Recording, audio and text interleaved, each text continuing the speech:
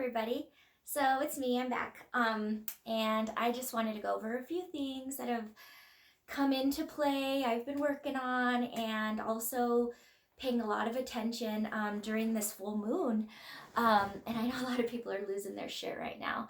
And a lot of people are more open than ever and getting a lot of messages, and they're kind of coming into their own, and they're able to be that now. It's like you work towards something and then all of a sudden there you are doing it. And it's different for everybody. So lately, a lot of people have been reaching out to me as far as my new content. And obviously, it's been super scary for me. So I want to thank everybody for being kind to me while I face some fears and patch up some things that I needed to work on. And thank you for allowing me to share this with you, because me doing that not only helps me understand what actually happened and what tools I used to get here, but I can share that, and it gives me a deeper understanding, and it also makes me feel not only excited but powerful having this information. So it's really amazing stuff happening, at least for me. So I've gotten a lot of messages with people saying, hey, I can totally relate to you. Oh my gosh, that's exactly how I feel. Oh my gosh, I feel like you're talking directly to me. And if that's the case, that's probably what's happening. We all ask the universe to help us do better. Like, what am I missing here? What do I got to know? How do I get there? And then all of these things just come into play that makes things make sense. And we actually ask for that. It's like what we're paying attention to. So if you're paying attention to my messages, there's probably a reason why. And so I'm going to keep giving you that content because I have it available. It's just up here, and I want to be able to give that over to everyone else. I was told a long time ago when I was younger that it's knowledge that's power that you pass down, not the money, because so many families hand over all this money to the youth and they just spend it all, and they've had these privileged lifestyles, and then they forget where it came from. They forget about that legacy that built that. And when you give people really useful, solid information that's helpful, they never forget it. And throughout the years, without realizing it, I've always been giving people as much information as I have. Like, I have this, I'm just going to give it to you. And years later, people said to me, hey, I'll never forget when you said blah, blah, blah. Or that day that you told me blah, blah, blah, this changed. And it's like, holy cow, I didn't realize how powerful that was for others as well as it was for me. Like, my little rules that I set for myself, they don't only help me, they help others. So I want to continue that. I want to thank everybody for allowing me to do that, because it makes me feel like I have a bigger purpose in my life than just to be happy, because being happy is not what people think. Being happy is always like a physical goal, like when I get this job, when I travel here, when I meet this person, when I have this baby, or whatever. And we pin our happiness on this outcome, and it's not only always pushed back in different ways, but it's always growing, it's always evolving, and we're never happy. And it's like, we can be happy now, we can be present now, we can understand our journey now when we pay attention to not only ourselves but how we affect the people around us. And connection is absolutely key. That's the thing that I learned recently that blew my mind. I was in such denial about this one, but the research is scientific evidence, and I'm all about the facts.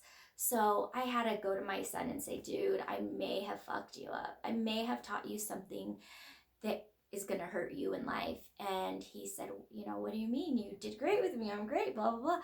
And it's like, okay, here's the deal.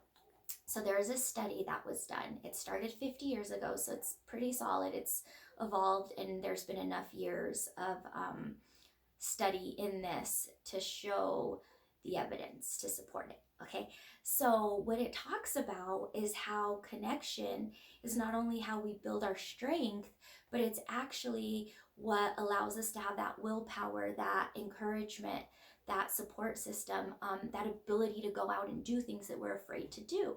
So what they did was they got a whole bunch of people that were in relationships, and they sat them in a room, and they put a camera to them, and they monitored them, and they put electrodes in their heads just to measure their brain waves. And so when these people were asked to do a challenge, that's all they were told is, you guys are going to do a challenge. And so some of these people turned their back, and these are all couples, they turned their backs towards each other, and they shrunk down, and they didn't grow stronger, they actually grew weaker. What the electrodes reported, they had fear, they had anxiety, some of them had pain, some of them couldn't breathe. And what they found is that 80% of these people that turned their backs towards each other didn't go through with the study. They didn't even bother trying. They didn't care what it was. They turned their backs on each other and freaked out a little bit and decided not to go through with it. The other group, they leaned in towards each other, they embraced each other, they held each other, they held hands. And what was measured in their brains was endorphins and blood circulation and euphoric spotting throughout the brain, not just in one area. And they said, okay, what does this mean? And these people, when told you're going to be challenged, were all in, super excited, to the level of like working out, like adrenaline rush, man. They were like, let's do this. They didn't know what it was, and they were all for it. So what they found is that you're actually stronger when you feel supported. So we go out into the world like, I don't give a shit if I have a partner, I'll die alone. I don't, and then we live a life of protecting ourselves and having, everybody at arm's distance. So of course they can't connect with us. We're not letting them, but then we're bitching and crying about how lonely we are and how we have nobody in our lives. But that's because we've been rejecting all along without realizing it. And we're saying, okay, give me your love, prove it, prove it, prove it. And that wears them out, right? So the study, like I mentioned, it's gone on for a really long time. 20 years after the fact, they'd bring in all these people. Some of them, broke up. Some of them were in different relationships. And some of them had no relationships at all. What they found is that the people that didn't have the good relationships in the past now had several relationships. Those didn't work out. Their jobs weren't so great. Their families, everything in every aspect in their life was never great. And then when they measured the people that leaned into each other, they measured their success, their solid families, their careers, everything, their life was better, and they were still alive. A lot of people had actually died that weren't in great relationships, and that has a lot to do with having connection. So, when they say older people that have a pet, or, their grandkids visit them, they have a longer life because they feel connected to somebody. Just like babies, if they're not held, they'll die because there's no connection there. It's, and so that same study, they put them in an MRI, and the people that had different relationships, or, hey, can I bring my aunt, can I bring my cousin, a nurse, whatever, they held hands, and they told these people in the MRI, okay, we're going to poke the toe. When we poke the toe right before, we're going to let you know, and then we're going to have someone hold your hand. Easy peasy. So the people that held hands with a nurse or just some family member, not only did they have a lot of fear and anxiety leading up to the poke, but they had a lot of pain. And then there were the people that believed they had decent relationships, and they actually had less pain and some anxiety, but not fear. And then they measured the people that were in good relationships. Some of them were the same relationships that they did 20 years prior. And when they checked theirs, they're holding the hand of their significant other, and they're a good, solid relationship. And they're like, okay, we're about to poke you. No anxiety, no fear. And then when they were poked, they had no pain. What does this say? This says that we are stronger when we feel supported. So rather than going around in life believing we don't need anybody, what's the point? We're actually doing ourselves a disservice. We're breaking our own hearts without anybody else doing it. We're afraid.